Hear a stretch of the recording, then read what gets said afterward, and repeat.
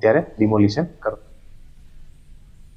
આગળ વાત સુરેન્દ્રનગર જિલ્લાના સાયલા જિલ્લાના વિસ્તારમાં સોલાર કેબલ ચોરીની ગુનાનો ભેદ ઉકેલીને એલસીબી પોલીસે 3 આરોપીઓની ધરપકડ કરી છે.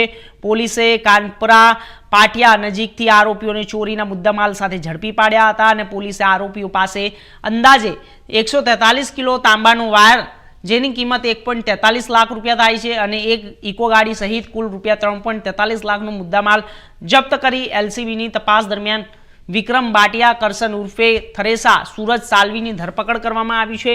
પ્રાથમિક તપાસમાં આરોપીઓ સોલાર કેબલની ચોરીમાં સંડોવાયેલા હોવાનું સામે આવ્યું છે. પોલીસ તપાસમાં પણ બહાર આવ્યું છે કે આરોપી કરશન ઉર્ફે કસો થરેસા સામે અગાઉ પણ વિવિધ પોલીસ સ્ટેશનોમાં ગુનાઓ નોંધાયેલા છે. તેના ગુનાહિત ઇતિહાસ રહ્યો છે અને હાલ પોલીસે આરોપીઓની વધુ પૂછપરછ શરૂ કરી છે.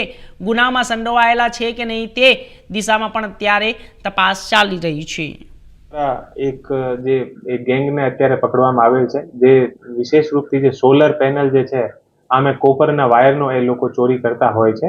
આના જે 3 સભ્યો છે, વિક્રમભાઈ નાથુભાઈ બાટિયા એ સાયલા સુરેન્દ્રનગરનો છે, કરશનભાઈ ઉર્ફે કસ્સો રામજીભાઈ થરેસા એ પણ સાયલાનો છે અને સૂરજ પેમારામ સાલવી એ પણ અત્યારે સુરેન્દ્રનગરમાં રહે છે અને મૂળો રાજસ્થાનનો છે. આ લોકો પાસેથી લગભગ 1,50,000નો તાંબાનો કેબલ અને ઇકો ગાડી સહિત ટોટલ 3.5 લાખનો મુદ્દામાલ પોલીસ દ્વારા કબજામાં કરવામાં આવેલ છે. આનો જે મુખ્ય આરોપી છે કરશન ઉર્ફે જે કસ્સો રામજીભાઈ થરેસા છે, આના ઉપર અલગ અલગ ચોરીના ટોટલ 9 ગુના આપણે આના ઉપર દર્જ છે અને ઓ રીડો ગુનેગાર છે અને વારંવાર એવા ગુનાઓ મેં ઓ કરતો હોય છે.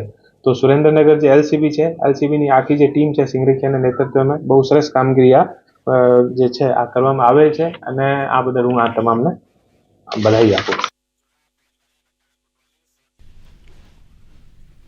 આગળ વાત અમીરગઢની નિરાધાર બાળકોના